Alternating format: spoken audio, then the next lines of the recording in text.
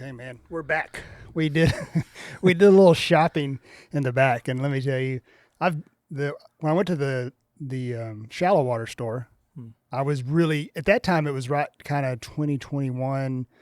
We had just come off that first trip, and I think Simon had come in and mentioned that we were on this trip. And you're like, oh man, how can we be a part of that? And we'd already done it, so I made a stop by to go by and see you and kind of introduce myself, and maybe we could do something like we are doing now. There you go. And I remember going in the back, and at that time, climb stuff was real hard to come by. Mm-hmm.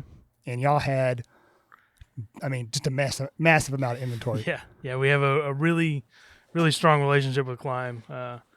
We like to have their stuff when no one else does. That's for sure. Y'all did, and I wish that I had bought my jacket from somebody else. We won't name names, and I was like, man, because it's really important to me to try this stuff on. Mm-hmm. But if you can't, y'all have a pretty good return policy. And like I said, this one big long infomercial, but I need this stuff. And I've got the Climb jacket and the Climb pants, and I've got a great Climb helmet and pretty big Arai guy. So this is a big leap for me to wear a different helmet. And I haven't spent much time in it, so I'm a little bit concerned. I've worn Arai my whole life.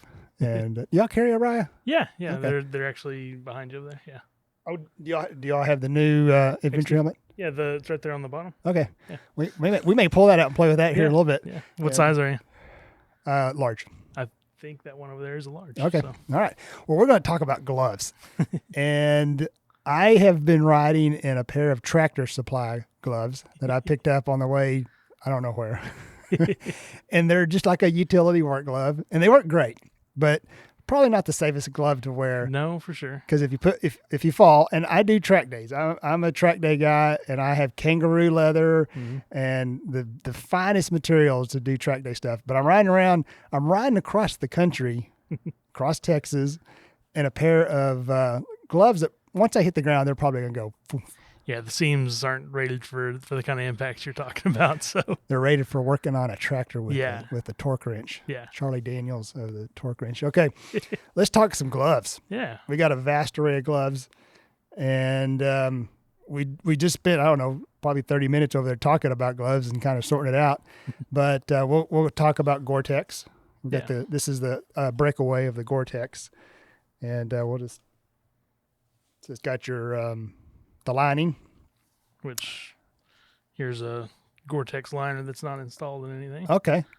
Kind of show you. So that one finger, the first cut off, that's going to be the liner. Yeah. Then the next one is the Kevlar, so that's your protection.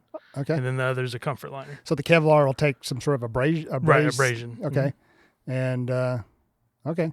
So like if you get through the outer layer of which is usually abrasion resistant on most gloves, and then you get through the Gore-Tex, which would just go away instantly because it's not abrasion resistant. Then you hit the actual protective abrasion resistant. By that time, you shouldn't be sliding anymore. So if you're in a track day situation or a high speed, and don't ride fast on the road, folks. I used to do it, but go to a track day. Yeah, you want to. That's gonna eat away real fast. But if you're riding at probably a decent normal speed, this will give you just enough protection to. Yeah, and when you get up in the beefier gloves, like I think this one. Yeah, so a lot of them will have something not like a palm slider like this. This is super fabric, so it's basically little ceramic plates. So when you go down, you land on your palms and you slide on that, and it's not gonna that's not gonna wear away. So you're gonna get up and your gloves are gonna look fine, other than that part basically. Is that actually Super Fabric? That is Super brand? Fabric. Okay, Mm-hmm. Yeah, I'm very familiar with Super Fabric. Yeah, we use it on Oveja Negra uses it on gear jammers.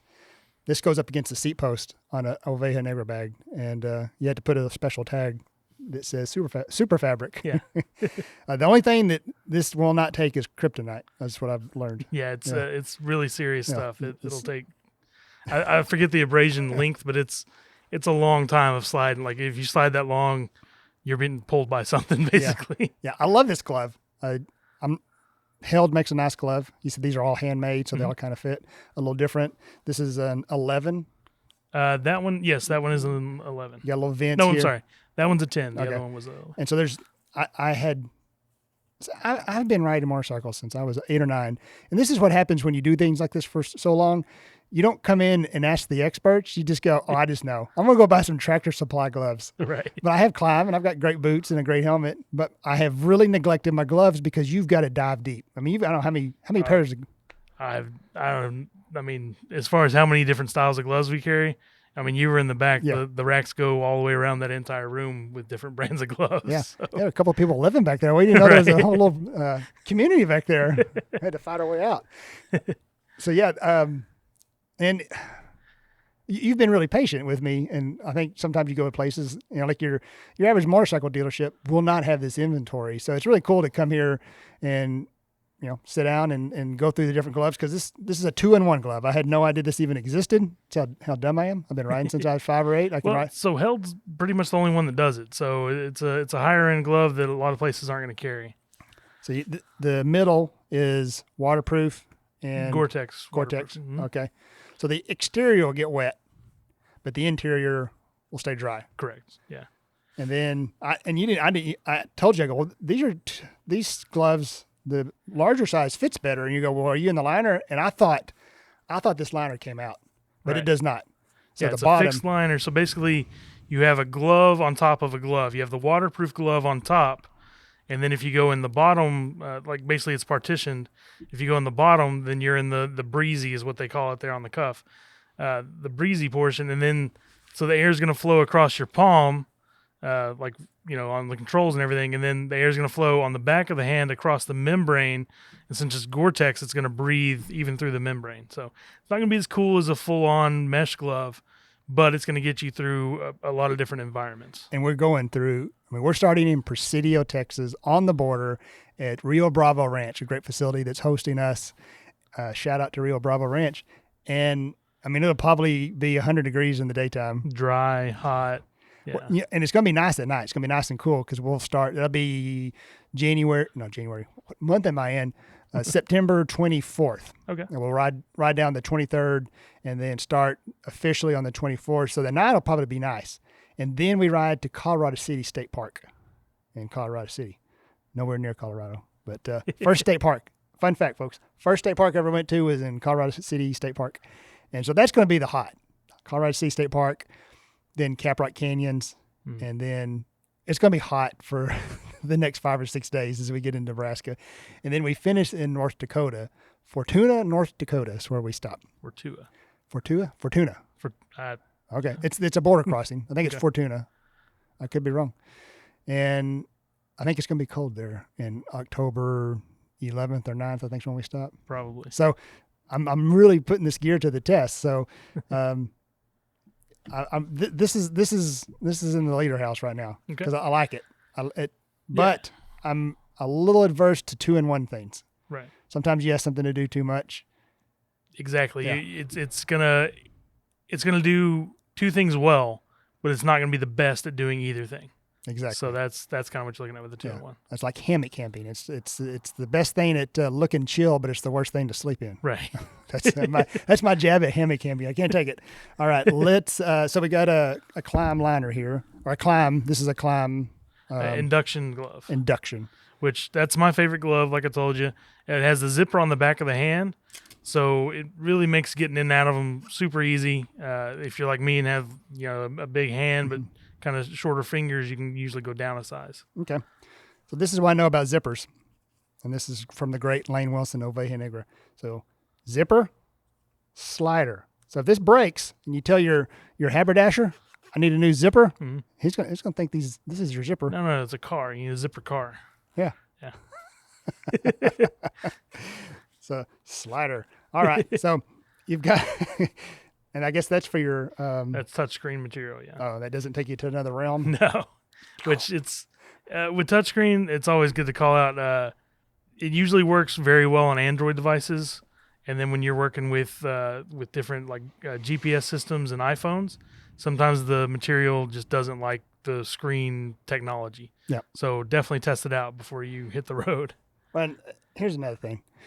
And this is another thing, being the older guy that is kind of adverse to technology. Like I kind of thought iPhones, I'm not getting an iPhone.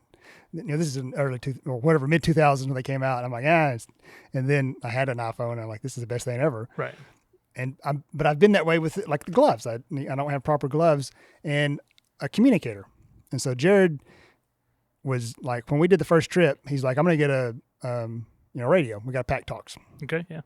And I'm like, okay, I'll do it. But I've always been adverse to having any type of communication in my helmet because that's my safe place. I don't really need.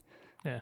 But changed my life, man. Being able to listen to music or say, hey, I need to pull off right here. It's really it takes being just kind of on your own on the road to being not really like you're in a car, but almost like you can have that conversation with people. Like, hey, did you see that? Look to your right. It changes the entire ride experience. Oh, Jerod, he does like a little geography lesson. He goes, see up there on the horizon, that's the Boquillas Mountains. And he'll talk about, he's like, yeah, I went up there in a helicopter well, he's never been in a helicopter, but he'll give you a little history lesson on stuff. And another thing that I picked up from the Pack Talk is whenever I'd get a new iPhone, you go to you don't go to the store anymore. You just get it. But you go to the iPhone store and the person there would tell you, okay, let's set up Siri. I'm like, I don't do Siri. Right. And they go, why? I'm like, well, guys, I don't trust it.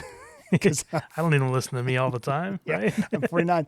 But when you have the Pack Talk and you're driving down the road, this is dangerous to try to. Oh yeah, you definitely don't drive in text. Yeah. For sure. Don't ride in text. But I mean, we've all done that on your motorcycle. You're like, well, man, where's the gas station? So you kind of like. Oh right. But man, when like Jerod introduced me to Siri, and I didn't even know you had to say, "Hey, turn her on." Right. Hey, yeah, just start listening. Yeah, and I mean, I actually did it in the car, but on the motorcycle, it's nice. You're like, "Hey Siri, call blah blah blah." Yeah. Yeah. Make sure it's not. Yeah. She's not calling my wife. So yeah, I had to be kind of drug kicking and screaming into new technology. I agree with you fully on the Siri thing. I was totally against it, but yeah, being able to do voice commands with the Cardos, it really is a game changer. You just reach up, tap the button, do whatever you want to do. Yeah. So. And I'm excited about this new climb. It's like the top of the line, which the top of the line climb with the transition lens. The Krios Pro. Yeah, got that. And looking the transition. Not last year when we did the trip across Texas, I wore an Araya street bike helmet, the Quantum. Is that what that? Yeah, Quantum X. Yep, Quantum X, great helmet. But I just ran a smoke shield the whole time. Okay, so with Araya, they have their I think it's called a Pro Shade shield, to where because with Araya they're all about safety. Yeah. So they don't have any drop down internal sun visors, but they have an external sun visor called the Pro Shield, and basically it's a sun visor, so it covers. Think about like when you're in the car, you have the tin at the top. It's kind of like that. It'll be kind of right there at the eyes. Okay. Or you can put it up to where it blocks the sun, kind of more like a hat. Okay. So yeah, that's something to think about if you stay with Araya. Oh, I love Araya. But like I said, when we did the transition's great. Except when your visor's too low, man, it has a hard time adjusting sometimes to the light. Yeah.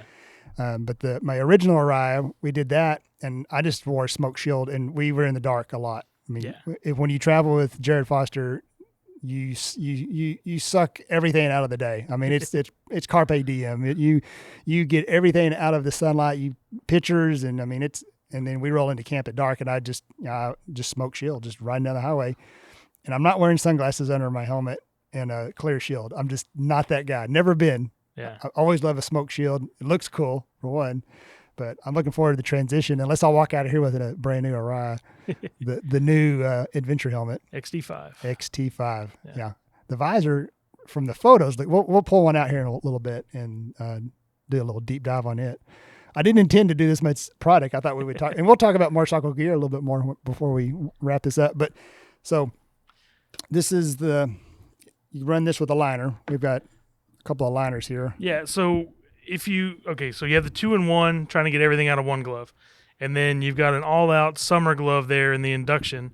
But if you wanted to get that into, like, say, cold mornings or, like you're going to finish the last couple of days in North Dakota, then Climb has liners. So they have a 1.0, 2.0, and 3.0. And as you go up the scale, 1.0 is dry, 2.0 is dry and warm, so it has some Polar Tech fleece in it. Mm-hmm. And then 3.0 is dry, warm, and windproof. So it has Gore-Tex wind stopper. Which are you familiar with that? I think we talked about that. Yeah. With this. Yeah. Let's do a little. This is Yeah, it's so a little sample. where do your air gun? Where did I put the air gun? Mike's going to step off camera for a little bit and retrieve the air blaster. We had it right here. Did you take it back in the back? You run off with her air? So this is really cool. I'm really happy that Motorcycle Gear was really happy to help me out and show me some gear, because I don't know that I would just go somewhere and pull out 20 gloves. We're going to clean a camera and we're going to test this out. Which side first, Mike? The white side is the regular. So here, you feel the air, right? Air just blows through, and then here, Yeah. nothing getting through. That's really cool. But you can feel just a tad, so it's not, it's not like wearing a grocery sack on your hand. Yeah, I guess I need you back over to the Yeah. mic. Yeah. Okay. Well, that was neat. So you do that? You have people come in? Y'all do that? Yeah. So everything that I'm doing for you, we pretty much do it for everybody if they're wanting to know more in-depth detail. I've got what they call a magic kit that has what I've got here, the Gore-Tex, D3O, Koroyd, all that stuff. So what card do I have in my pocket? Ace of Spades? never going to get a real magic, just the technological okay. magic. Thought you were going to tell me what, I don't know if you watch Hard Knocks. They always do the magic, and it freaks out all the football players. And the guy's like, what was the name of the person you called? And he pulls out that card and it's got her name on it, and they all just freak out. If you did that, that would be the cool. You'd be the coolest motorcycle haberdasher ever. All right, let's do it. This is full of water. So yeah, full of water. Maybe let's see, maybe about right there. So what you're gonna do is you're gonna get your hand all the way into the water, and then once you pull it out, you're gonna obviously show off that your hand is dripping wet. Okay. And then you're gonna immediately wrap it in this. This is a Gore-Tex liner, and then when you put your hand in there. Kind of goofy. Put your hand in there, and then you're going to want to kind of seal up the end, and you're going to submerge it back in the water and move it. This feels kind of like a David Letterman bit where he would do something. And, Yeah, so it's dripping water. Yeah. There you go. This is like what the Stay Puft Marshmallow Man had in Ghostbusters. Yeah. Why is it so big, Mike? I don't know. That's just the way they for the sample, I guess. That way you don't have to worry about anybody not fitting. I mean, if this person comes in here, it's this big. That's Andre the Giant. I don't even bet his. That's you think? No, Shaq's hands aren't that big. Okay, here we go. So wrap it tight. Okay. And then you're gonna submerge your hand in the water. Yep. And then just kind of move your fingers around like make a fist. Yep. Move around probably maybe about 20, 30 seconds here. Okay. So he's submerged in the water, wet hand inside a Gore-Tex liner. This feels so Letterman-esque. I wish I was. I'm fairly funny, but I don't know. We need a monkey. All right. You have a monkey in the back? Probably. That's usually long enough. Let's see. Let's pull this off. All right. And see if your hand is dry. Look at that. Oh, and it dried it. It actually dried amazing, it. Right? Yeah. So the way Gore-Tex works, water vapor can pass out, but water cannot go into the glove. So right there, the heat of your body alone is enough to dry the air or the water off your hand. Yeah. And evaporate through the Gore-Tex liner. That's neat. Versus kind of the old school where you feel like you're wearing a trash bag. It's a nice step up for sure. Yeah, which we have that. We'll talk a little bit quick about the rain gear. This is actually that's that rain gear actually breathes better than the other stuff too. So okay. Yeah. And then we've got. Make sure you got your mic close to you there, Mike. Yeah. Make sure you got your mic close to you, Mike. I enjoyed that so much. So we've got the liners, and I don't know that feels weird to me. I love this glove. Yeah. But you showed me this. This was some pretty cool technology. So yeah, that is the most technologically advanced glove that we have. It's a Alpine Stars Denali Aerogel glove. And what it has in there is aerogel, which I showed you a little bit there. It's super lightweight, lighter than air, gel. That's a lot lighter than this glove. Yeah, that you can see through it whenever it's just the gel. Yeah. And so they use that as insulation on that. And with that aerogel stuff, if it's like a centimeter thick, I showed you a video where they had a centimeter thick blanket and they were hitting it with a flamethrower. And 2,000 degrees on one side, 50 degrees on the other side. And they were just just holding their hand on it. Really cool. And I'm assuming this is some abrasive resistant materials here. Yeah, absolutely. It's a light glove. It looks good. I need an Iron Man helmet with this that I can. Do y'all sell the flamethrower from the? No, video? we're not in that business. So. Okay, that was pretty cool looking flamethrower. Yeah, it was pretty cool. I was like, what is this? Where do you get? I'm like, gloves are cool, but where do you get the flamethrower? And they were talking in Celsius, and I'm like, what? Come on. Oh yeah, we need to convert that. Yeah, Yeah. But it was super hot. yeah, very hot. Yeah, I like this glove. Yeah, so again, you're talking about gloves that perform for what they're made for. That is an all-out winter design glove. Like it's waterproof. It has that thermal stuff in there to where it's going to maintain your body temperature. When you're talking about a thermal glove, it's going to maintain if it does its job well. When you're trying to get warm, then you have to have something that plugs in. And again, if it's super cold, to maintain your temperature, like a battery-powered heated gear will do that. But if you want to warm up, you usually have to have something that actually plugs into the bike. Yeah. I hope it doesn't get that cold, Mike. Yeah. No, you're not that late in the year. So I need to be riding a GS for that, for electric gloves. So I like this. I love this glove. This glove, I really want to love it. But I like this alone. Mm-hmm. Pulls on nice. It goes with the rest of my kit. It's all climb. Yeah. Climb helmet, climb gloves. Of course, my boots are going to be the Forma, right? Forma, yes. Forma, perfect. Okay. So here's what I think I'm going to do. Drum roll. I think I'm going to do this and this. Okay. No liner. Because I think that. Yeah. Yeah. With your saddlebags, you got plenty of room. Yeah. Yeah. What are your thoughts on that? Yeah. That's, like I told you, that's, as far as for keeping you warm, that's as technologically advanced as there is. And that's my favorite glove that you got on. So. And I can take some pretty cold hands. So, if it's 50 degrees in the morning, plus we have there's guards on the Africa Twins. We're riding Africa Twins. Okay, yeah. And I rode to Guadalupe Mountains, and it was October, and it got pretty cold our last day on the Lone Star way up. And I wore those Tractor Supply gloves for most of that trip, and there's no insulation in those. Right, yeah. But I don't know why I did that. But I have some Alpine Star track gloves that I wore when it got cold. But they're just leather, so there's no real insulation other than the leather. Right. But leather's a pretty good insulator, pretty good. Yeah, it does okay. Yeah. But I bet your track gloves are also perforated on the palm. Usually they are. So. Probably so. Or maybe in the forceps. Yeah. Do y'all sell kangaroo seats? Yeah. Okay. Because I know in California they won't sell kangaroo seats. Right. Yeah, we can't ship to California. Yeah. Isn't that weird? It really is, because Australia, where the kangaroos come from, is like, we don't want them. So there's more cattle, or there's more kangaroos probably than there are cattle. And cattle are domesticated, and kangaroos are a nuisance. More like deer, yeah.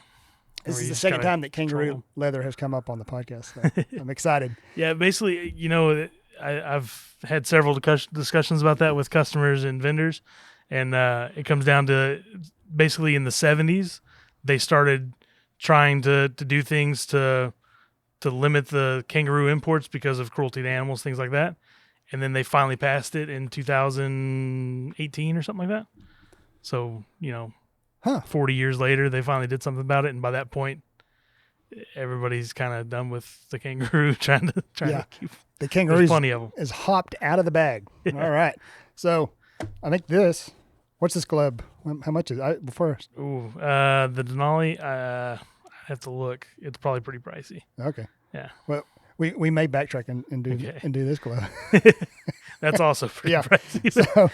So when you see us on the road, when we do a podcast on the road, and this is going to be on Texas Tech PBS in a year, be a year from now when this thing comes out, you'll know what glove I'm wearing. Yeah. I'll do a post on the gloves for the 40 people I think that care about my posts. But I think we're going to get a big following on this. Yeah. So yeah, we'll talk on prices on both of these, and I may just get this glove regardless, and I may do the liners. We'll think about it. All right, let's. I'm going to pull out this rain gear real quick.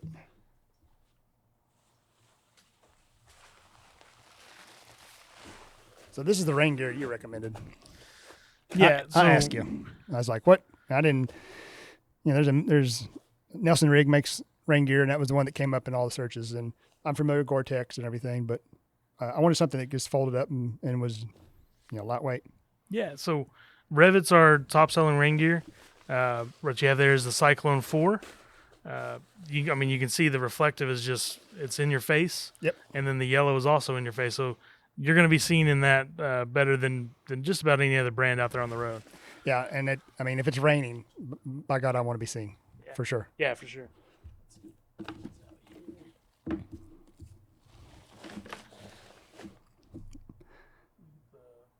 yellow bag from mine. With the bag there, I'll show you. Mike's got a plan here. Yeah, I'm going to show you how easy it packs up. Oh, look at this. I know y'all have done YouTube videos. Are y'all still doing like this where you're showing things? Yeah, so, having the talent for something like that is definitely hard to come by. Yeah. But we actually have someone that we're working with right now. We're going to start doing videos next month. Okay. So. All right. Local guy? Yeah. Yeah, he actually works for us part-time on Saturdays, just here in the showroom, but he's going to be doing videos as well moving forward.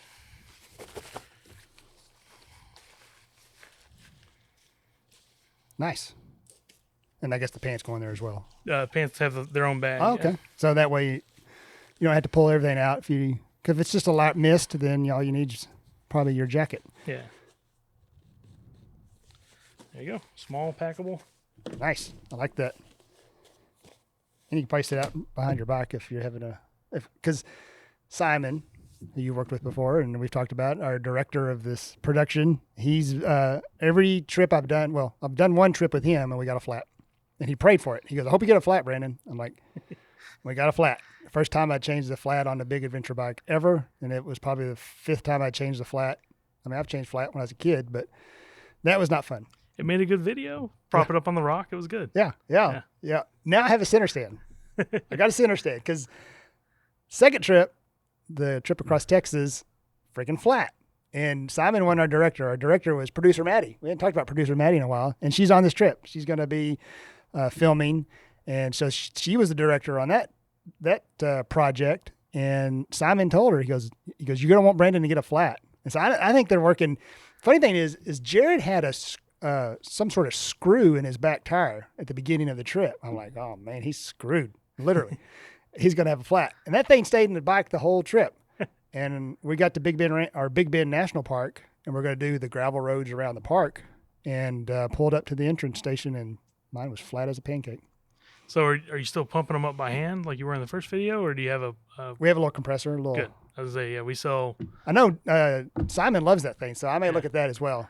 Yeah, it's the Lexan Smart Pump. Yeah, you can set the PSI you want and just let it do its thing. You can go do something else. I like it. You've watched the videos. Yeah. I mean, that was great. Yeah, it was good comedic effect. But the Lone Star way up, we bought a little plastic compressor. I don't remember. I think Jerod got them off of Amazon. But the thing about that is the first tube we put in, I pinched, so we had to change 2 tires. Man, and I was convinced it was we weren't aired it up fast enough. So I talked to it was a state park ranger police. It was national park, and it was law enforcement. And he gave us a ride down to the maintenance facility to use a real compressor. 20 minutes down there, and I go in the back and put the air compressor on it, thinking that's what the problem is. No, it's just pinched. Just 40 minutes out of our life. So, man. So yeah, I got a center stand this year, but it takes 2 people to put that bike on the center stand, because my bike I bought has lowered. Whoever had it before me lowered the suspension on it. So it's really difficult to get it on the center stand. It's easier to get on though, right? And it is. It's a chore, even with it lowered, to get on. Yeah. And I'm a pretty flexible guy. So my wife's a yoga teacher. All right, we'll stop this, then we'll go get the RI and talk about it for a second. Yeah. Well, we're back in the 10-streamer garage. Thanks, Mike and Brandon, over at the showroom. Did a little shopping there, as I said in the video, in the back of the motorcycle gear showroom, and they do have a vast amount of inventory. It's a really impressive place, and they had all sizes of gloves I needed, and we could try them on. And Mike, like I said, they don't do that just for me; they do that for everyone. So, like I said, this is not a paid endorsement, but just nice guys over there. And I've spent a lot of time with both Mike and his brother, and just good people. So we were able to try on various different gloves. And as you saw, I decided on the Alpine Stars Denali Aero glove. That's this glove. That's the one I fell in love with. And we talked about the warmth. We watched a video, this air layer between the gloves that supposedly your body heats up that air.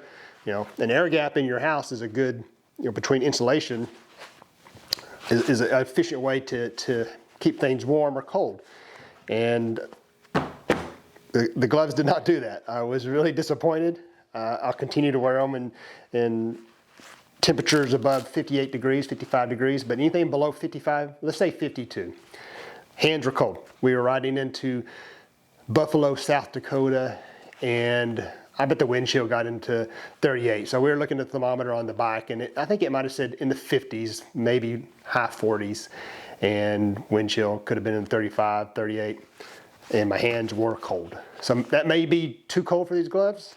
I looked online, and other people have expressed that beneath 52 degrees, 50 degrees, that they don't keep you warm. And I don't know if it's because there's not enough windproof material on them. They are waterproof, so they should be fairly windproof, but they did not keep my hands warm at a 50 degree ride, 48 degree ride with some wind chill at that speed. The Climb induction gloves, that's the glove that I immediately knew that I wanted when we tried them on the showroom. Fantastic glove. It's a summer glove, but it actually did a pretty good job of keeping my hands warm and temp above 55 degrees. Ooh, I hear we may get a visit from a furry friend. So these were great. If I had to do over again, I would do the liners, 3.0 with the windproof, waterproof, and insulating liners. I think that would be plenty. And if it gets colder than that, I'm done. I'm off the bike. I'm gonna go buy a BMW, get those hand warmers, those electric grips. These are the gloves that I were using from Tractor Supply. These are the gloves I took on the Lone Star way up. When it got cold, I have some Alpine Stars track day gloves or road racing gloves, and they did a good job of keeping my hands warm on that trip, but we had much lower temperatures. But this is a Ridge Gear Tractor Supply for working on your tractor. And I've worn these gloves on this Africa Twin many times, and I don't know. I don't know what I was thinking.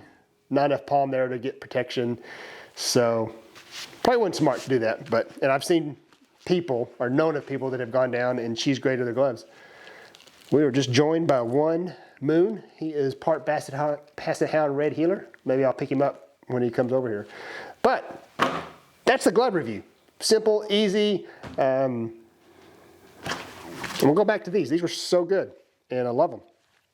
And I just want to thank Mike Stout for helping me out with a selection of gloves. And we had a lot of fun dipping my hand in the water with the Gore-Tex. And as Mike said in the video, they do that for everyone. So give them a visit. I can't recommend them enough. And I'm looking at Moon. Here he comes. Moon, come here. Come here, buddy. Let's see everybody. Come here, buddy. Let's give everybody a shout. Come here, bud. Come here. Come here. Oh my gosh. All right. Let's give a review of Moon. This is Moon Dust. He is part Red Heeler, part Basset Hound, in all trouble. I love this dog, but he is highly reactive, and you can't take him anywhere where there are other dogs. But I love him, and he is a sweet guy. Moon, you want to look at the camera? Look at the camera. What do you think of the gloves? You don't need gloves? Look at the camera, Moon. Moon, look at the camera. Sit. Sit. Sit. Sit. Mooney. All right, we're going to leave it with Moon and me, and we'll go on to video number 3, where we look at the Arai helmet. I have the Climb Krios Pro, Rally Pro.